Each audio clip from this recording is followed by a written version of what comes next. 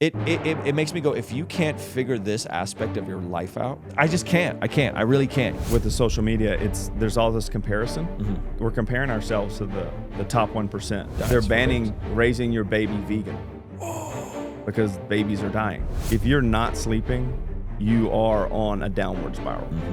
Well, I mean, it's very obvious. All you have to do is go look back at the funding. The guys that were doing the study were paid by Big Food. Ruslan.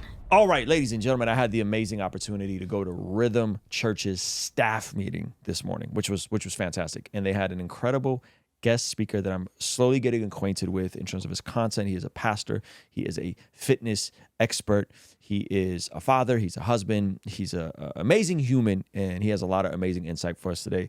Without any further ado, Mr. Bro. Yes, sir.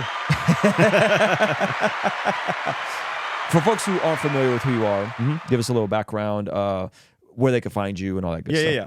So my name's Adam. I live I'm in Tennessee, but been in ministry a long time, 30 years, been missionary, pastor, been all over the world. And, just been trying to help folks for a long time. I've had a passion for fitness since I was young. And it's funny how all that starts, but had a passion for fitness since I was young, but being in a ministry for so long, I just could just see guys just sacrificing their health. And, it's just like anybody. If some guy sees you're fit, they're like, bro, what you doing? You know what I'm saying? So they come up to you and they ask you questions. And I started realizing there's so much need amongst churches and amongst believers for somebody to just coach them through the basics of health, because it's amazing how much we don't know. So been doing that for the last 15 years or so. So before that, were you just on staff as a pastor? Are you still on staff as a pastor? No, I'm not on staff as a pastor anymore. But I worked on staff at a church in Louisiana for about a decade. Worked at some pretty major ministries for a little while. Went overseas and pastored for a couple years in Southern Africa. My wife and family and everybody. So you were really, really on a missionary life. Yeah, no, we were for real. Right. Respect. Sometimes people would say missionary, and it was like a 2-week trip to like No, Hawaii. you went on vacation, dude. Yeah, you went on vacation. You went on vacation and We're threw bringing Jesus on top to of it. Honduras. He's been there. All right, he's been there, dog. You know what I So mean? you were really out there in the churches. we lived in Southern Africa for a couple years. And took the 10-month-old baby over there, and just went for it. We learned a lot, cried a lot, rejoiced a lot. But so we've been just doing this a long time, man. And I just we're trying to help people stay in the game now. Now, have you always been in shape and into fitness, or did it kind of come later on in life? Oh no, when I was 14, I was your typical Gen X kid, like a feral kid, just running around doing whatever. And this is so funny. My buddy Joe, his dad, used to work out. He was like your typical. He had like chicken legs. And like biceps as big as his thighs, you know what I mean? Like he was just that guy. Skipping leg day. Dude, all year, like forever, We're like, bro, he looked like an action figure, you know what I mean? That's great. Dude, 100%. So his name was Mr. George, and he was like, his son was my friend, and he was like, all right, we're going to the gym. Do you want to come? And I'm like, sure. I'm like 110 pounds soaking wet, can hang glide on a Dorito. You know what I mean? 14 at this point. 14 years old. And he's like, all right, be outside. Every Tuesday and Thursday, we're going to go lift. And I'm like, okay. He's like, if you're not out here, you're not going. I'm like, cool. So he just started taking us. We started literally just threw us in the gym. He didn't teach you anything? Didn't teach us not one That's thing. scary. Oh, no. We did some dumb stuff. We did like 30 sets of bench press. And then you can't move your arms for a week. National Chest Day. All Monday. day. Just bench press. And we were just watching these huge guys. And it was back in the day when dudes were literally like wearing stringers. It's like an 80s flick. 100%. And we just started lifting, dude. And for me, it was empowering because I got to see that my work and discipline equals results.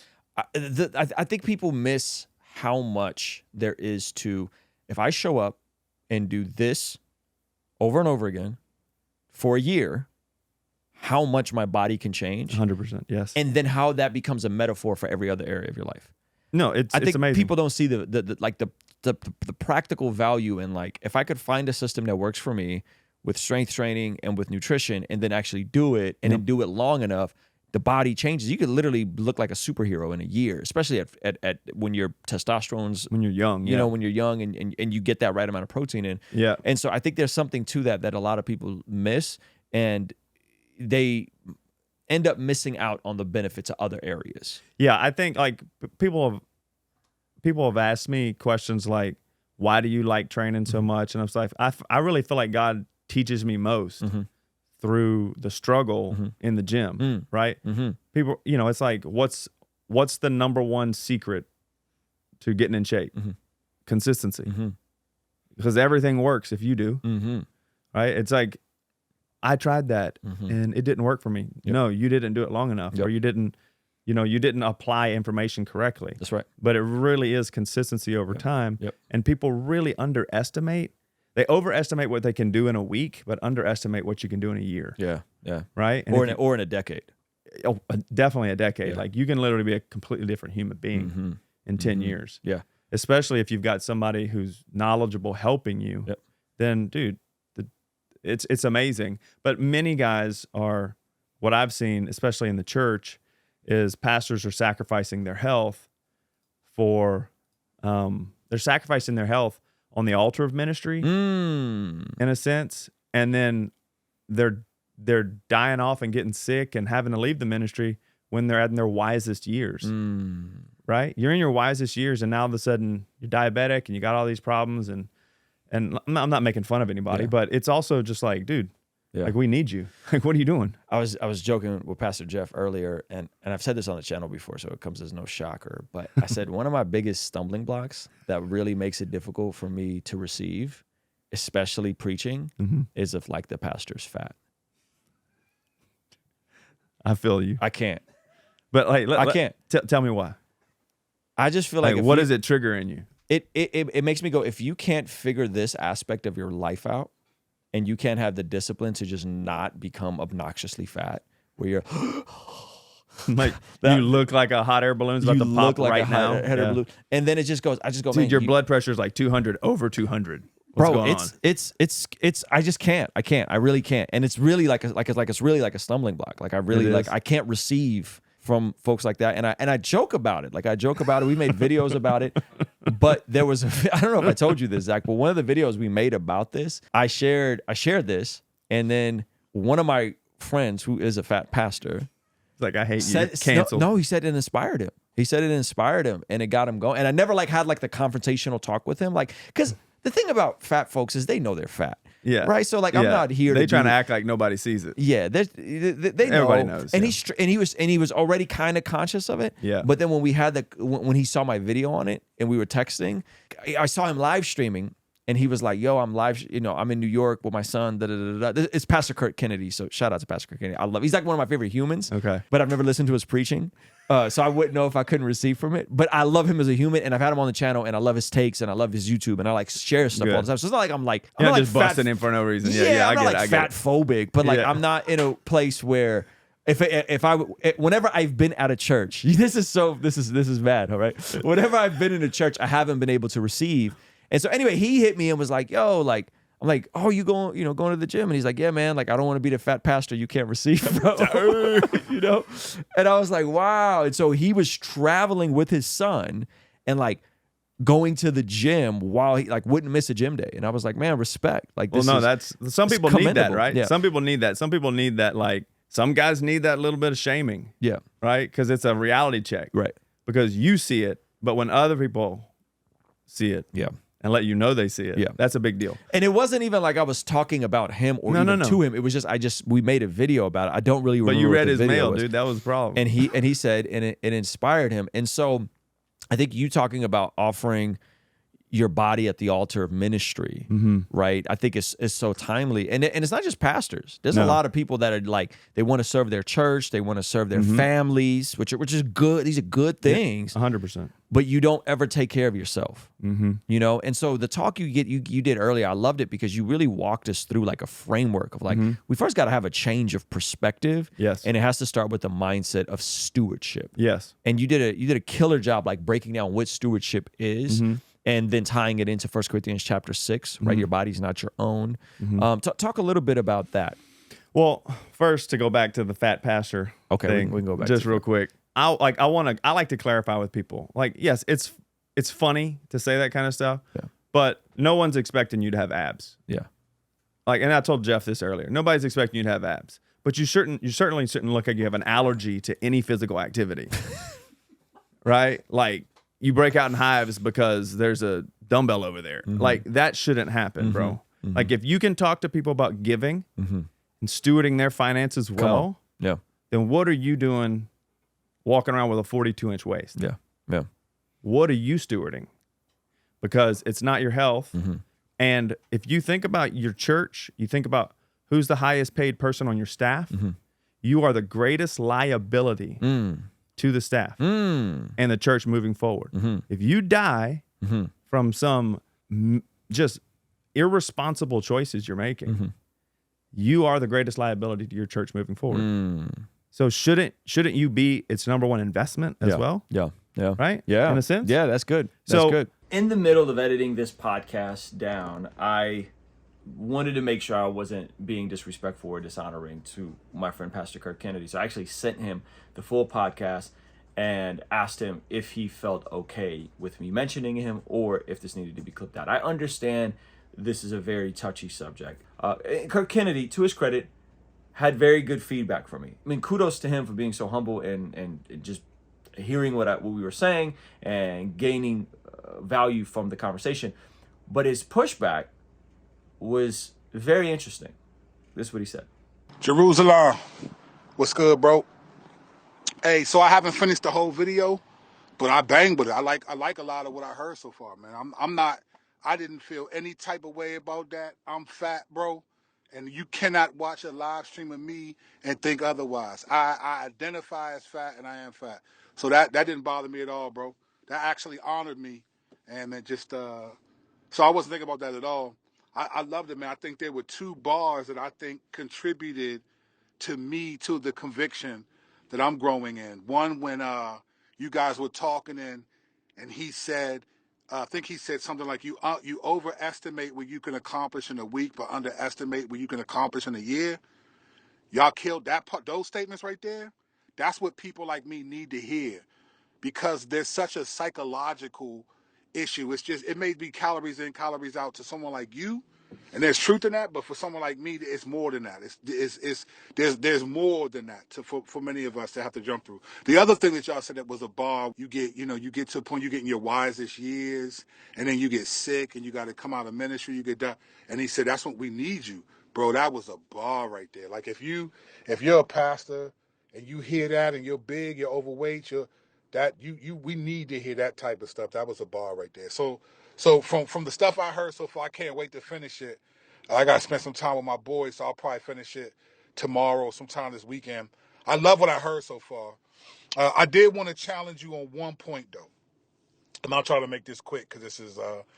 I did want to challenge you on one thought when you were like, I can't learn from pastors who are fat and stuff like that, and your point was, if you can't get this one issue right, then how are you? And I get it. I get that. And that's your personal thing, and I get that. But I think the challenge is, like, there's not a pastor that you have heard preach that you learn that doesn't have a sin issue. And like, there are pastors who struggle with fits of rage, lust, pornography, fear of man, anxiety, selfish ambition. There's pastors who don't have good relationships with their children and all. There's a lot of things that all of us should be able to not struggle with because of the gospel, but we have them. And I feel like it's potentially, I don't know your heart, but it's potentially like almost like sin favoritism. Like, as long as I don't know what sin you struggle or see this, I can't learn. Like, because when you're overweight, your weaknesses are obvious to everyone. But there's a lot of pastors who have terrible relationships with their children, and I have a fantastic one with mine. My church, by being fat, loves me. Like, there's a real community that I've built based on love and the fruits of the spirit that are obviously operating. Self-control, being overweight, sometimes impulsively buying something I don't need. Yes, those are things I got to struggle with. But I think, bro, there's always going to be sins issues that pastors that are not fat struggle with that maybe pastors at our fat don't. And I think that's something that again, I'm just shooting from the hip. We can have a conversation if need be, but I think you got to be careful because I think that's more about you being self-righteous than it is about them being overweight. Even though your perspective is real, we should be able to but there are a lot of issues that pastors struggle with that they should be able to get over. And being fat is just one of many things that men in ministry or should have control over because of the gospel. So that's just a thought for you, bro. Love you, bro. Love what you're doing. I've been going through a lot, man, so I haven't been posting a lot, but I'm just starting to post again. So it feels good to be back on it. But I'm still working it. I'm using Noom. I'm still in the gym. My son's going back with me in the evening. So all that. But man, love you, bro. Let me know if you want to rap anything, and we'll catch up soon. Peace. And so I sat with this part. I actually sent the voice note to my pastor and to Adam, and I wrestled with it. And at the end of the day, he's right. It is a stumbling block for me that is in a way sin favoritism, and I have to work through that and also not dismiss or discard people who are sin differently than perhaps I do. By the way, don't throw shade on Pastor Jeff. I've seen him with his shirt off. He has abs. He do. He got abs. He do. Yeah. No, Pastor Jeff's got. I wasn't throwing shade on Pastor Jeff, right? He said over here embarrassed. In particular, no. So, but stewardship is. I feel like stewardship is one of the things that we don't put our health in that context. Yeah. Stewardship, in its basic definition, is the responsible care for something that is given into your, is responsible care for something that is of value. Yeah. Right? The value part is huge. Yeah. So the underlying thought there is you only steward those things which are valuable. Mm-hmm. Mm-hmm. You only take care of those things which are valuable. Mm-hmm. So if you're not taking care of yourself, you obviously have a lack of value. Mm-hmm. You see a lack of value in yourself. Wow. You have to. good. It's basic logic. Yeah. If stewardship is a means of valuing something and you're not valuing your health, you are not stewarding it. Mm-hmm. So I feel like churches and pastors need to realize that your stewardship of your health starts with value, and then the idea of stewardship also implies empowerment. Mm-hmm. God doesn't give you something to steward that you have no power to take care of. Mm-hmm. Mm-hmm. He doesn't give you something it's like you don't buy your kid a car if they don't have the ability to take care of it. Right? You're just you don't have that. But if God gave you this body, which we see in 1 Corinthians 6, it's up to us to steward it. Yeah, let me pull that passage up real quick okay. so that we we give him a little bit of Bible. Yeah, well, I mean, if we're going to talk about Jesus, let's get some Bible in here.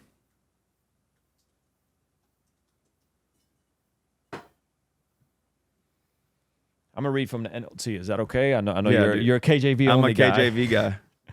They're gonna be like, "That's the most inaccurate one ever." I'm like, "Well, whatever. I remember it." All right, what was the verse? It was verse 11. Started in 13. All right, verse 13. You can go. Can you see it? Yeah, I can on see the it. screen. Yeah, go ahead. So it starts. It says, so Paul obviously in this section is talking about using the body in not using your body in a sexually immoral way, right? So basically doing things that we know are harmful to us, right? So that's the context. And he says, some of you say, quote, food was made for the stomach and stomach for food. Mm-hmm. This is true, though someday God will do away with both of them. But you can't say that our bodies were made for sexual immorality. They were made for the Lord. Like we skip over that part. They were made for the Lord, and the Lord cares about our bodies, right? So we skip over we just think, don't go around philandering and Right. Going crazy. Yep. Don't do that. Yep. But we forget that why shouldn't we do that? Our bodies belongs to the Lord. Our bodies literally belong that's to good. Him. That's good. Right? And then we skip down to 15. He says, don't you realize that your bodies are actually parts of Christ? So not only does your body belong to Him, but your body is a part of His body. That's good. So should a man take his body as part of Christ and join it with a prostitute? No, of course not. So we shouldn't do things that we know are obviously harmful to us physically and to the body of Christ. Right. Okay? Right. And then we skip down to verse 19. And he says, don't you realize that your body is the temple of the Holy Spirit who lives in you Come on. and was given to you by God? You do not belong to yourself. Mm-hmm. For God bought you with a high price, so you must honor God with your body. Yeah. So when you go and eat like a child Mm-hmm. at every meal, Mm-hmm. are you treating your body like it's God's or like it's yours? That's right. Right? So it's like I feel like we've got such a disconnect. We focus so much on your prayer life, we focus on your devotional life, we focus on, your finances, leading by example in your family when it comes to your actions and your words and your mouth. Mm-hmm. But I don't hear anybody from the pulpit saying, but your kids will literally do what you do. Mm-hmm. That's right. When it comes to physicality, when it comes to health, Yeah. your kids will look like you. Yep. And if you're setting your children up for metabolic dysfunction, how are you leading by example? Right. And not knowing is not an excuse. Yeah. Because I've got a supercomputer right here in my hands. Come on. And ChatGPT could do it all for you anyway. Mm-hmm. So not only that, it's got a brain. Mm-hmm. So you don't even need the brain anymore. You just need to ask. You know what I'm saying? So it's like we have no excuse. Right. The real thing that we're running into is, yes, we know we should steward, but we refuse to take responsibility for our bodies. Yep. And we start blaming it on other things, or we live with the tyranny of the urgent all the time. Everything else is more important. And then one day when diabetes sets in or cancer, now I need a miracle. You're praying for a miracle now when you didn't want to take responsibility for your health before. Yeah. So it's just a really unfortunate. You said something interesting. You said you don't have to pray for healing if you do the preventative work. Yeah. Like you shouldn't need a miracle. You shouldn't need a miracle from diseases of lifestyle. Yes. Right? Yep. Because lifestyle is your choice of living. Right? Most of the diseases we run into now, the thing that's killing most of us is heart disease. 700,000 people die a year in the United States from cardiovascular disease. So we know that it's preventative. Like we know. We know if you eat relatively well, exercise well, get sleep, don't smoke, don't drink too much, live a life of moderation, then the chances of you dying of a heart attack get reduced pretty significantly. Yeah. But, we're dying at the same rates as everybody else. Yeah. So Not why at the same rates as the world. Why? Yep. Why? Yeah. Because we're in the same boat. And so that was the first part was kind of like, hey, you need to change your perspective on this. Yeah. You need to change your perspective around stewardship. Yeah. Around taking care of our bodies. And then was the second point that we're now living in this world of just complete, utter inundation of information. Yes. And not all the information is good. Yeah, that's Right? that's where we're getting into a lot. Yeah. Yeah, I mean, we have to realize, especially when it comes to social media. Social media was a huge advance for us in a lot of ways, but really it's a setback in more ways than not. I know we're on social media here, but I think it's how we use it is a big deal. Yep. And what it did was it gave everyone with a voice or with an opinion, it gave them a voice, right? And not everybody who has an opinion has the right to be heard. Right. Right? Does that make sense? Yeah, no, absolutely. So you've got all these guys who are out there that they're 19 years old, they worked out twice, and they've got abs, and now they're all telling you what you should eat and how you should do they're it. fitness influencers. Yeah, they're all influencers. Yep. But when it comes to the food side of things and just the landscape we live in, dude, it is a minefield. Because we have to realize the majority of it is driven by profit. It's not driven by health. It's driven by profit only. So the more marketing companies will say and put on their packages whatever it takes to sell more. It's whatever buzzwords are going around, organic and heart healthy and low fat, and we've got non-GMO now, and it's like whatever word is trending right now, we're gonna put it on. There's stinking low carb potatoes, low carb potatoes, keto bread. Yeah. Like those words don't even go together. Right. Keto bread. Yep. You know what I mean? It's like Keto, there's some good keto cookies out there, though. Yeah, I mean, yeah. But tell me what it actually is. It's just a high fat, low carb cookie. Exactly. But it's just funny, right? But they'll sell you this stuff. Yep. And you think you're doing something good because all the buzzwords are clicking with you. Yes. Like, what do they call it? A health halo? It's the health halo, Yep. It's like if I buy organic, then I should lose weight. Well, what happens if you eat too much organic things? Math still wins. Right. Right? So the context we're living in is very just confusing. And navigating this context now requires skill. It requires learning and the ability to apply information and decipher or filter out the BS in a sense. You know, you said health is skill acquisition. Nowadays, and you said it's skill acquisition, and so unpack that for me.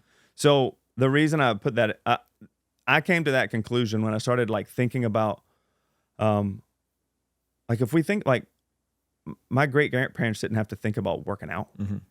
Why? Because they were baling hay all day and working outside and chopping down trees and digging stuff and working with cows and, you know, or where I'm from anyway, we're all country. So fitness was built into living, right?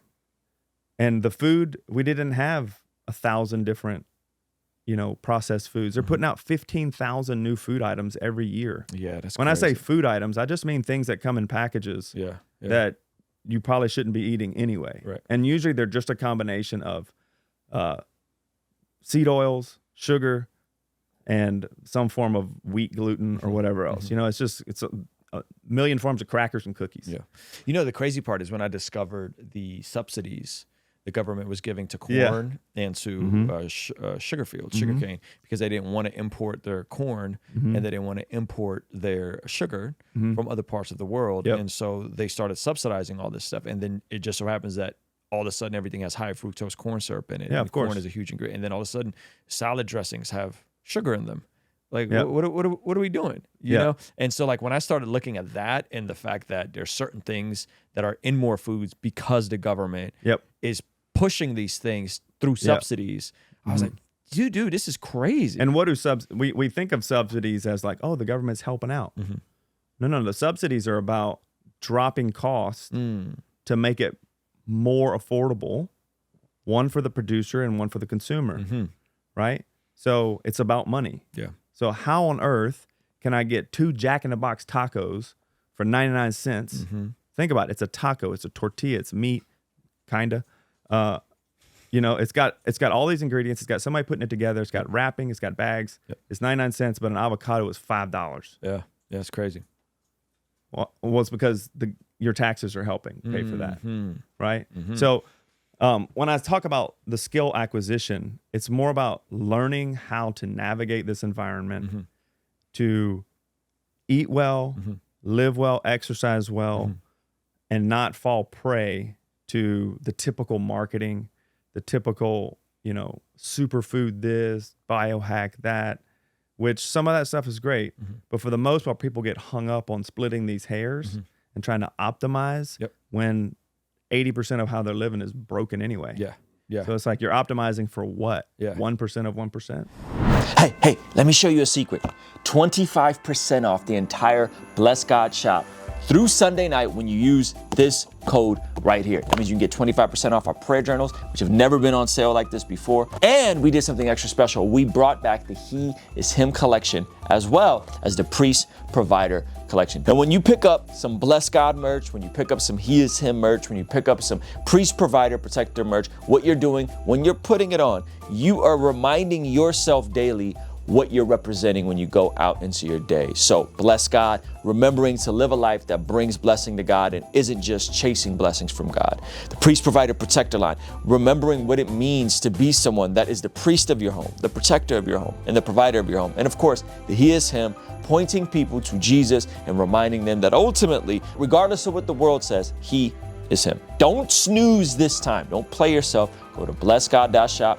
Use this code right now to get 25% off through Sunday night. I'll see you over there. With the social media, there's all this comparison, and we're comparing ourselves to the top 1%, and they're the elite for a reason. They're the top 1% for a reason. Yeah, or they're on steroids. Or steroids with amazing with genetic 1% DNA. Yeah. So that's the big thing too. They're optimizing for their optimized situation. Yes. So fitness and health is a spectrum. We think of it as binary. You're either healthy or not healthy. Right, You're either right. fit or you're not fit. Right. But you're always in some flex in That's that good. spectrum. That's good. If you picked your parents really well, you know what I mean? Like you picked like really tall, thin, fit parents, great. You're probably going to start off with a little bit more of a leg up and better genetics. So things may be a little easier for you as far as staying healthy and getting healthy. Right. If for some reason your parents were relatively unhealthy when you were born through either choice or whatever, then you might be starting further down the road.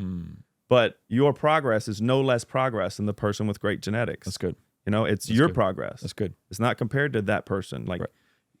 like I have people will come up to me and be like, "Oh, bro, don't look at my food. Don't look at my plate. You're judging my plate." I'm like, "Dude, is that healthy for you? Is this better for you? Great, let's go. Yeah. Like you're doing great." Yeah. But it is a spectrum. Yeah. And we have to realize like it's a journey over time. It's not winning and losing. Yeah. Have it, don't have it. Yes. You know what I'm saying? Like, not to make a joke, but it's like you have to be non-binary about this. This is the one you want to be non-binary. Okay, got it. That's The other non-binary, we need to think about that. Yeah. But you have to realize you're on a journey. You're as long as you're moving forward, you're making progress. Yeah. And that's all that matters. Yeah. Yeah. That's good. That's good. I'm trying to think of, is there anything from the first half of your talk that we should go deeper on, or should we get into some of the more practical We can, steps? whatever you want to do. Yeah. These were helpful because I think these are things some of them I've been doing for a while. Others of them I'm like, oh man, like I told you I got my blood work done, and one of the ones was like low vitamin D. Yeah. And so my doctor was like, look, you're going to have to weigh the risks of going outside more and potentially damaging your skin versus getting vitamin D. And you're super white, dude. You don't need to go outside a whole lot. You can go out for 5, you know what I mean? Yeah. And go out without sunblock and get the vitamin D you need. And so that's something I've been intentional about, is just the first one was sun, right? Yeah. The sun. Going outside, getting sun first thing in the morning, Yes. going on walks. And we go on one walk a day as a staff, but I tell them, like, we got to start going on 2 walks a day. Like it's just you just feel so much better after just going outside, right? And so I think the first one was like sun. So unpack that for me. Yeah. Well, I mean, I think it depends on how deep we want to get into it, but one thing we have kind of engineered and manufactured our way out of the ecosystem that we have been developed in. Yep. Like we are part of the earth. Yeah. We live between the sun and the soil. That's where we live.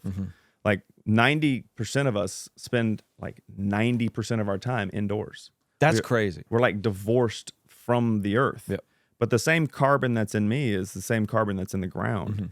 Like when I die, I go into the earth. I'm a part of this planet. Yeah. Yeah. And my circadian rhythms are directly tied to the 24-hour clock that is the sun, right? So we're like inextricably tied to this thing. And half of us, or the vast majority of us, don't even see the sun. So you're like, I'm supposed to get vitamin D from the sun. You can get it from some animal foods like dairy, things like that, you can. But the easiest form to get it from is directly from the sun. You synthesize it in your skin, and you need, depending on your complexion, you need about anywhere from 15 to 30 minutes of exposure, right? The darker you are, the more you need. You're pretty white, so you need like about 3-4 seconds burning, or so. Baby. I'm just kidding. No, I'm joking. Yeah. But the more you're in the sun, you do run the risk of sunburn. Like sunburn is the one thing you don't want. Sure. But to think that the sun is somehow going to damage you just because you're exposed to it regularly is just crazy to begin with. And then the recommendation is, hey, put these chemicals all over yourself, all over the largest organ in your body, your skin, which is very absorbable, right? So we're absorbing all these things too. So I'm like, should we really do that? I mean, what's the trade-off? You don't do sunblock I don't use at all? any sunblock at At all. Zero. Even if like you're going to the beach shirtless for None. a while? Wow. None. Okay. I just use an umbrella and long sleeves, Okay. right? So I'm just trying to be smart, Yeah. and try not to get burnt. But I'm also Cajun, so I get dark pretty Got it. easily. Got you. So I'm really white right now, but Yeah. I don't have to worry about it too much. But I don't wear any because I'm like, what's the risk here, Okay.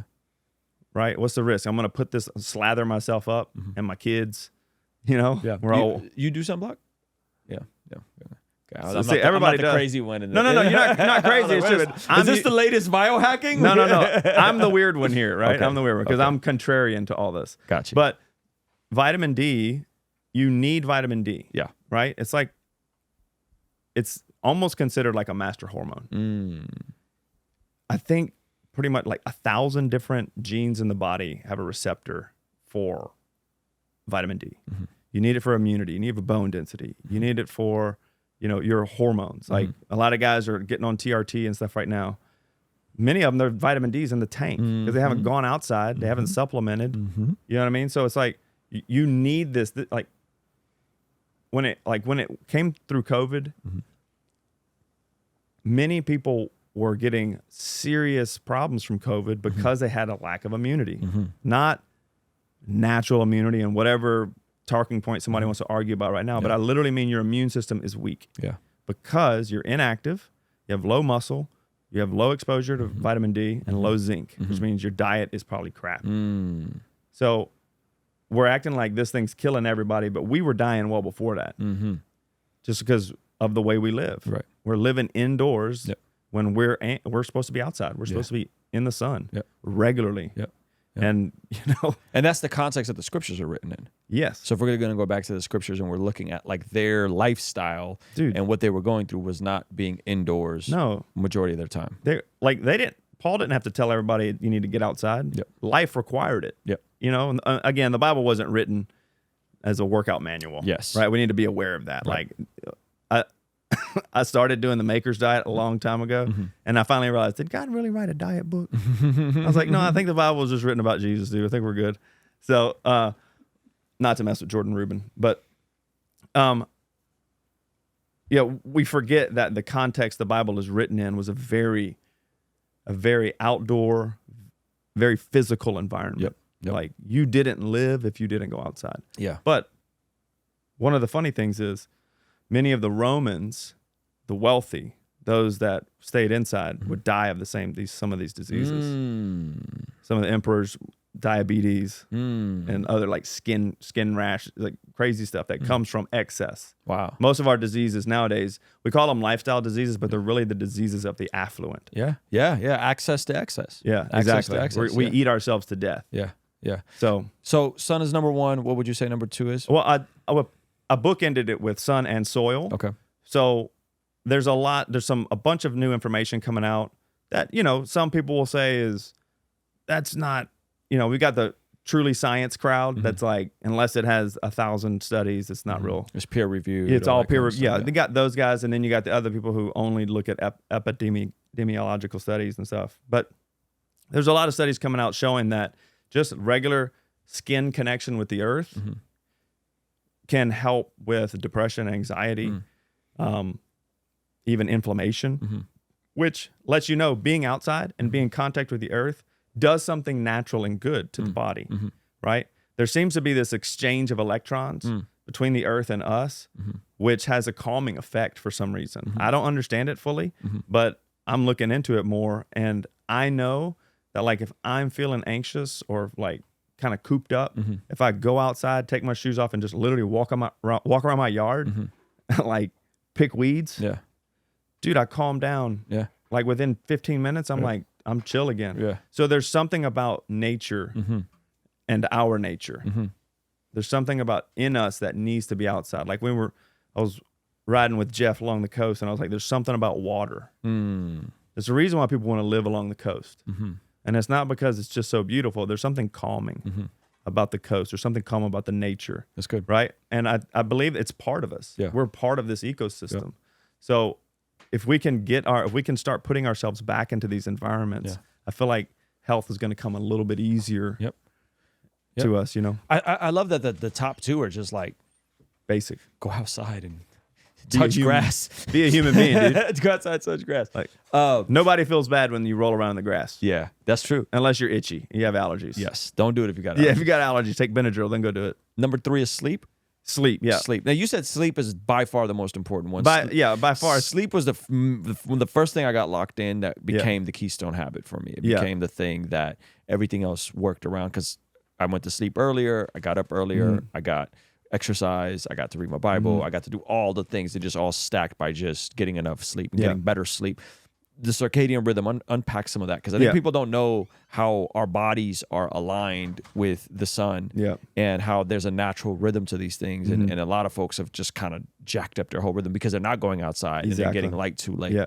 Well, sleep is one of those things. I mean, and like, I'm not an expert on sleep per se. There is Matthew Walker and a bunch of other specialists. They're really great at this stuff. But sleep is one of the few things that we don't have a backup system for, right? It literally is your foundation. If you're not sleeping, you are on a downward spiral. Like, there's no way around it. Oh yeah. So, I'll tell people, like, if you eat too much, your body has a system of storing it. If you eat too little, your body can literally slow down, get real efficient with its calories and try to spare those calories. If you don't sleep, if you undersleep for years, you run the risk of developing Alzheimer's, mental illness of different types, neurodegeneration, heart disease, diabetes is linked to all of them. And I don't think that there is a major mental illness in the DSM-5 that is not somehow correlated with sleeplessness and lack of sleep. That's good. So we're wondering why we have such a, we have this huge mental health crisis right now. Like, and we're like celebrating mental health in a lot of ways. Right. But you got people sleeping on average 6 hours a night.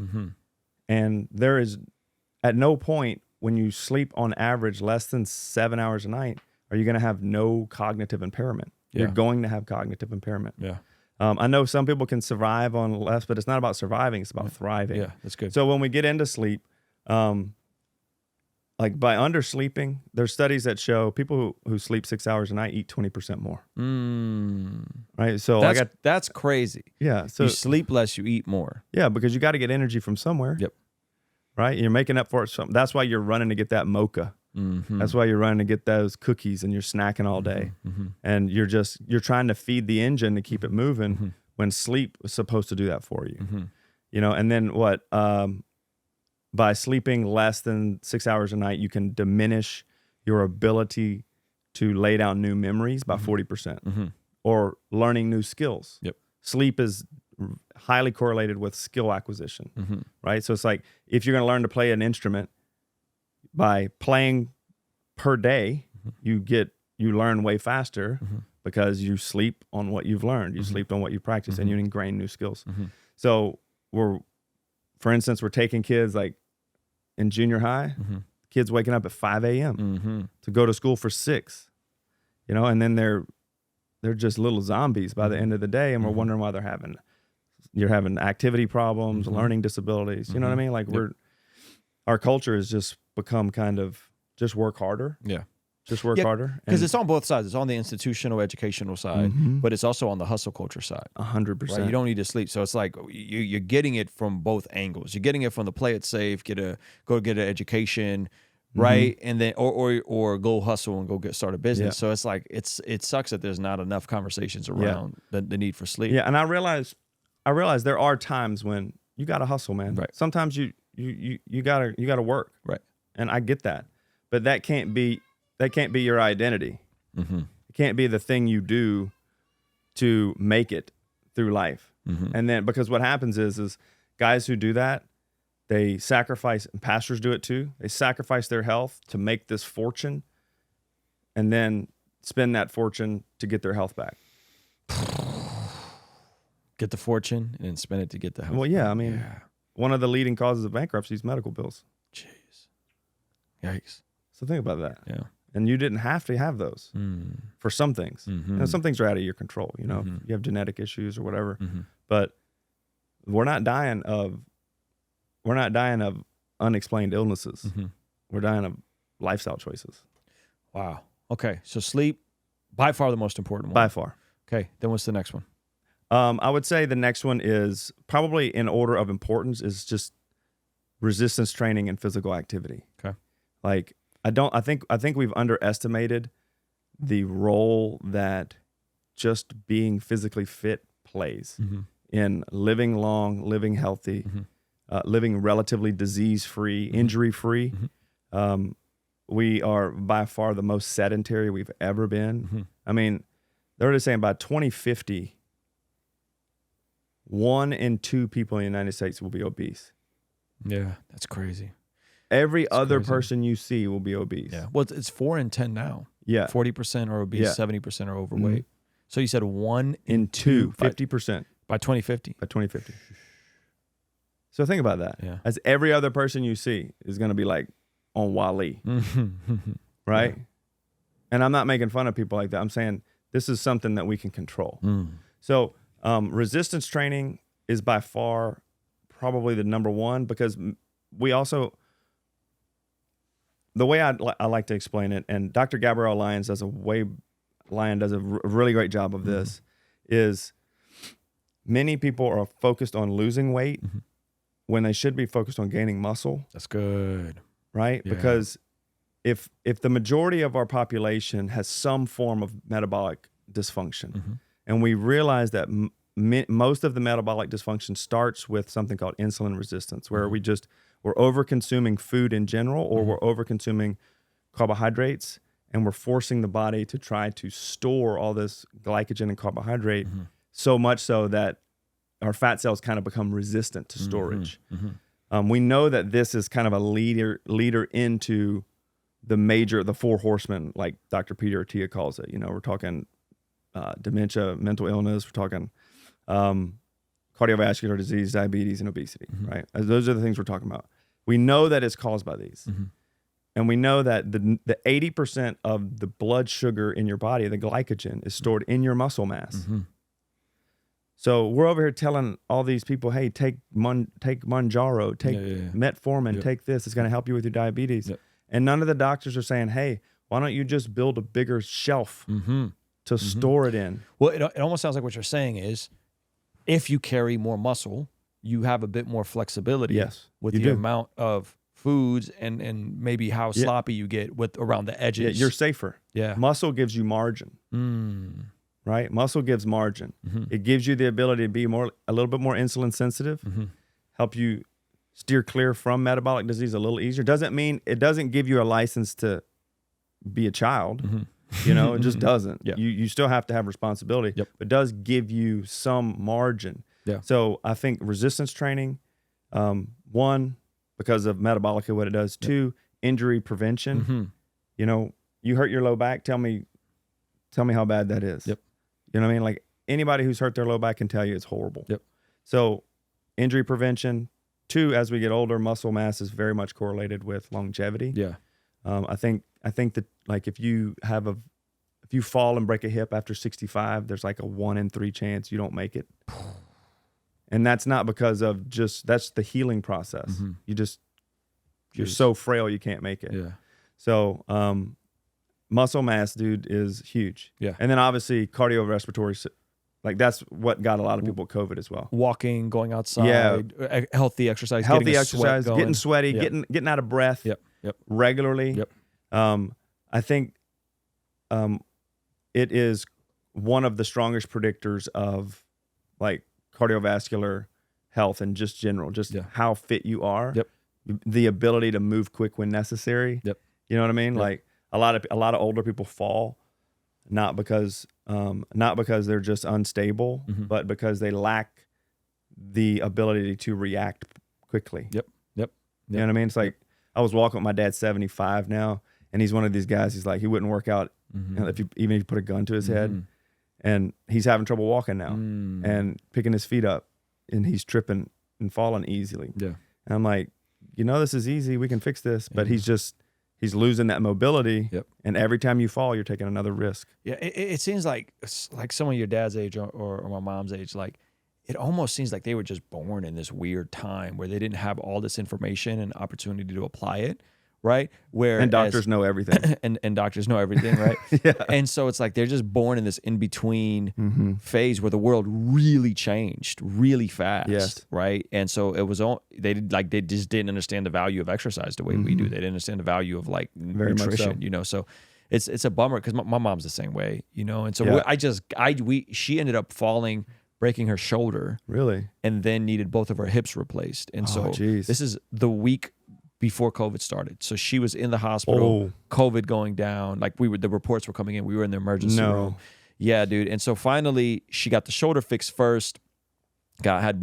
Finally ended up getting both hips done, and then got a second surgery on the shoulder, and so now she's finally walking regularly. Like she's finally outside walking, able to walk her own dog. Glad she's doing something. Yeah, but she's not gonna go to the gym. She's not gonna eat more. What's funny is my protein, mom is 70. Yeah, 5 days a week. Yeah, in the gym, dude. Really? Yeah. So something just clicked for her. She was just like, she's just kind of always been a go-getter. Yeah. And she's like the lady, I'm like, Mom, Yeah. get off the trampoline. What are you doing? She's like, leave me alone, Yeah. Like she'll do whatever. Yeah. But That's it's so awesome. obvious. Like she's 130 pounds, 7 years old, and she has to help my dad up. That's and crazy. I'm like, and I love him, and I hope he sees this, honestly. Yeah. And because I want him to live. Yeah. But, Yeah. it's muscle mass in general is not vanity. Yep. It is life. That's good. It is health. That's good. If you're strong, you're hard to kill. That's right. And you're generally more useful. That's right. Right? That's People right. call you to move their couches. That's right. And feed you pizza. Yeah, I tend to just get movers. I'm not Yeah, moving but now, anybody's yeah. stuff. Now How much you're like, you need, man? Once you're past 30, you're like, don't offer me pizza and a hit beer, me up. dude. I'm not helping you move, bro. The last one is nutrition. Yes. The most controversial one. Yes, the most. Here we go. Feel bad for so much of the information people are inundated with. Oh, jeez. Right? And the issue is it's not that complicated if you just look at how we always eaten as a species. Yes. Right? The way we've always eaten as a species has been high protein, high fruit, high veggies. Yeah. Right? And you mentioned depending on what parts of the world someone may be coming from, they might be eating more protein, or they might be eating more fruit. Yeah. Whatever, right? What was the example you gave? I said you got you got the Inuit. They living up in the Arctic Circle. They ain't got no vegetables because nothing grows in the Arctic Circle except seals and whales. Yep. So they eat almost pure protein and fat. Yep. And then you've got people like living on the equator. They have basically fruit year round. You know what I mean? Yep. But somehow humans exist in all of it, thrive, and For thousands of years. thousands of years, and have relatively no disease if they stick to the traditional kind of really unprocessed. When we really start seeing disease come in, is when we start seeing foods of the West and of the processed world. Yeah. Well, the sucky part about the processed foods, man, is now there's an overlap between the environmental agenda to get people to eat less food and less farmed food and more processed meat or fake meat, which is actually worse for the environment when you look at its footprint. And so now it's like, up is down and down is up in terms of the stuff that's being pushed and trying to get people more plant-based. But as you peel away at the layers, it's very difficult to do the things you're describing in terms of build muscle and all these things. And it's not impossible. Not impossible. But it's very difficult to be 100%. It's definitely much more difficult. Yeah. I'm not a climate expert. I'm just a guy who loves Jesus and loves nutrition and stuff. But there are some logical issues with the plant-based conversation and all this. And a lot of it can go back to the origins of it, which I don't know if you want to get into that, but Ellen G. White. Oh, here we go. Shout out to my Seventh-day Adventist folks. We love you. Buckle up. We love you. But Welcome to Saturday. But break it down. So the plant-based agenda started, and you can look all this up. There's a lot of information on the web about this, but it kind of started with the Seventh-day Adventists. There was a prophetess named Ellen G. White, and she had a vision.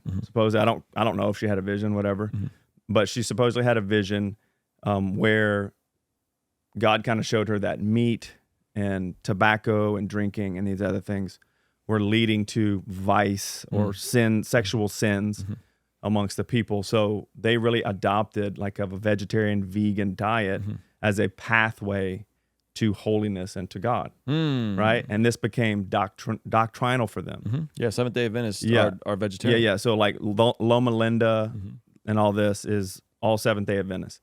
So they started pushing this, and they've, over the last 100+ years, they have systematically pushed this agenda through corporation, through indoctrination, and through education, right? So that there's a reason they actually invented the health sciences. Health sciences didn't exist. Wow. They invented that. That's why almost everybody who comes out of Loma Linda or other health science type stuff are all plant-based vegan activists, right?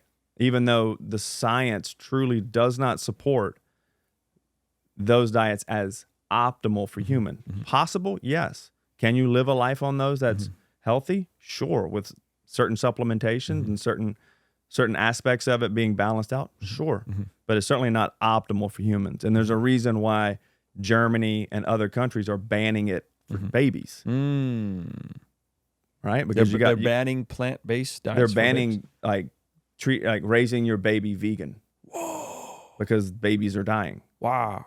That's dark. You know, and then you got people like vegan cats and stuff. And you're like, what? But the big issue is that they've been pushing this for 100 years or more.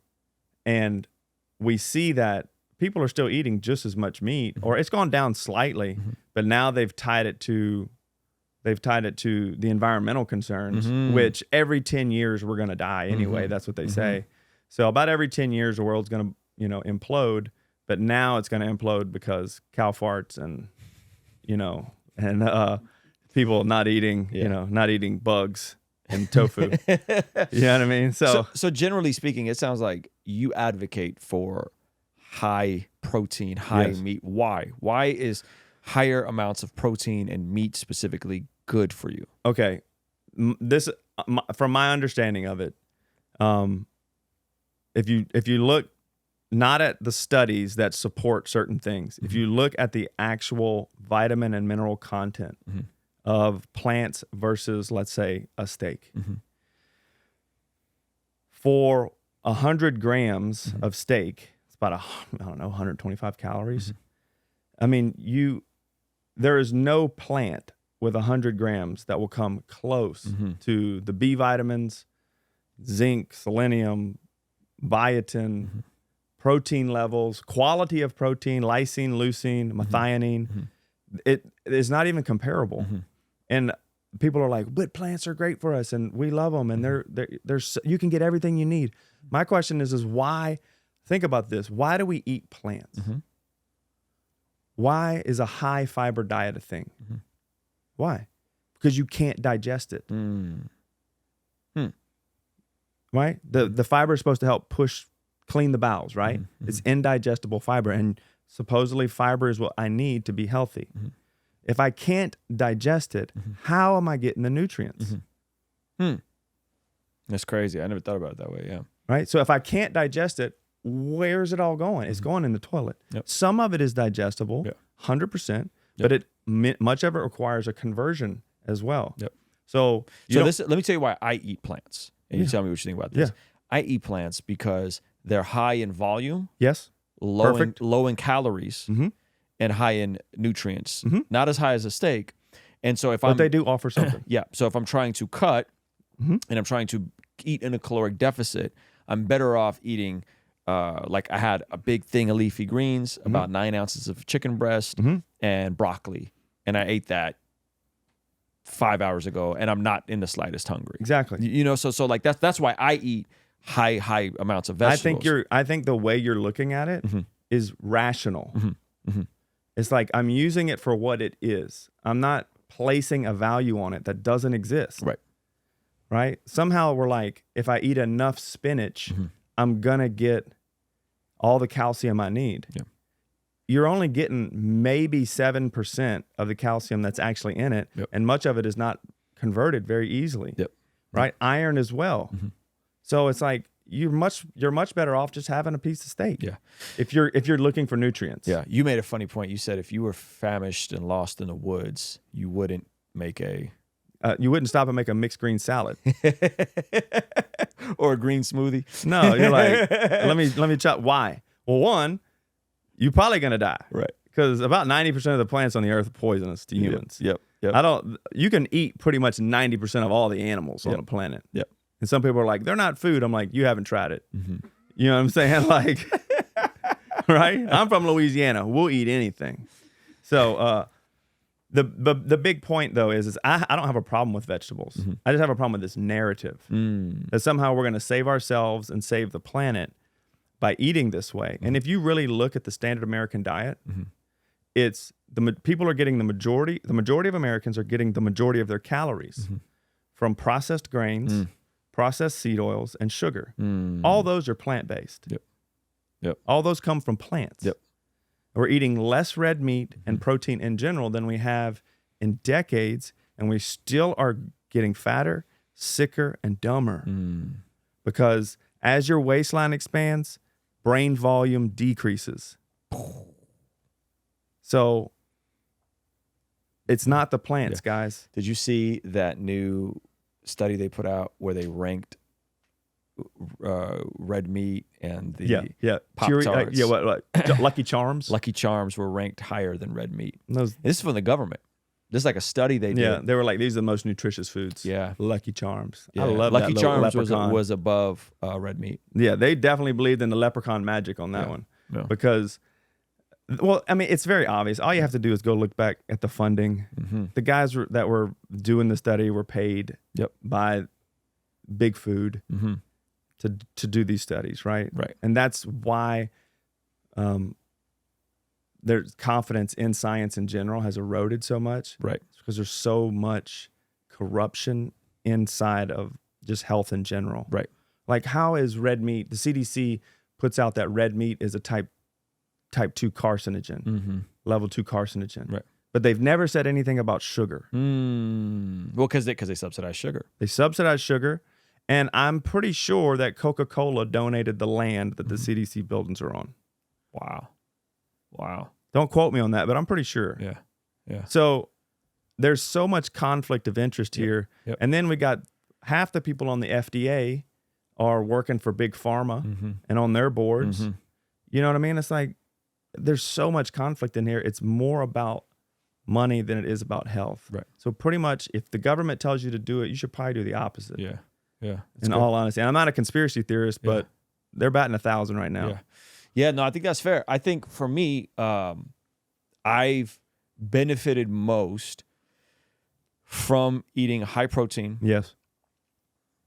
Like freakish amounts of protein. Like Yeah, most and people like when watch people me are eat. like, your kidneys are gonna shut down. You're like, not really. Yeah, so high amounts of protein.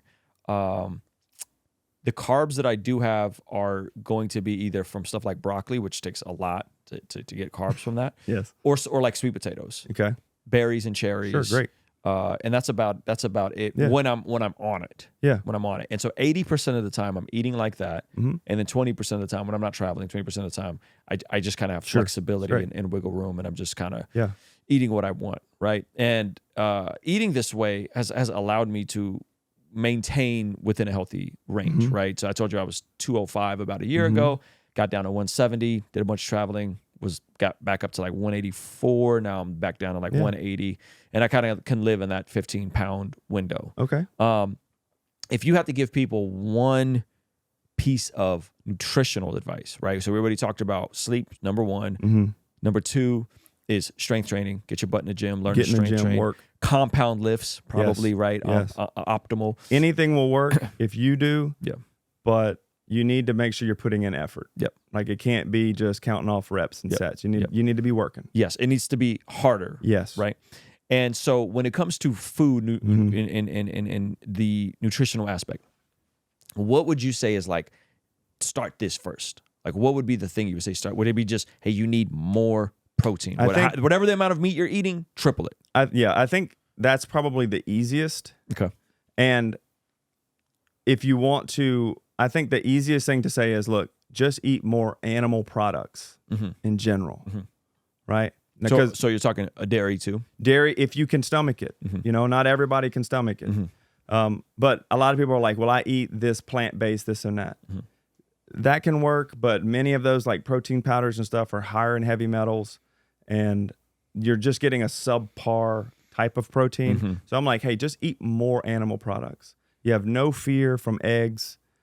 You have no fear from steak, butter, those things. All that stuff's been debunked. We still, it's regular that I'll post a picture of what I'm eating, and it's like steak and eggs, and people are like, I bet your cardiologist is happy. And I'm like, well, you're not going to say anything if I was mowing down a row of Oreos.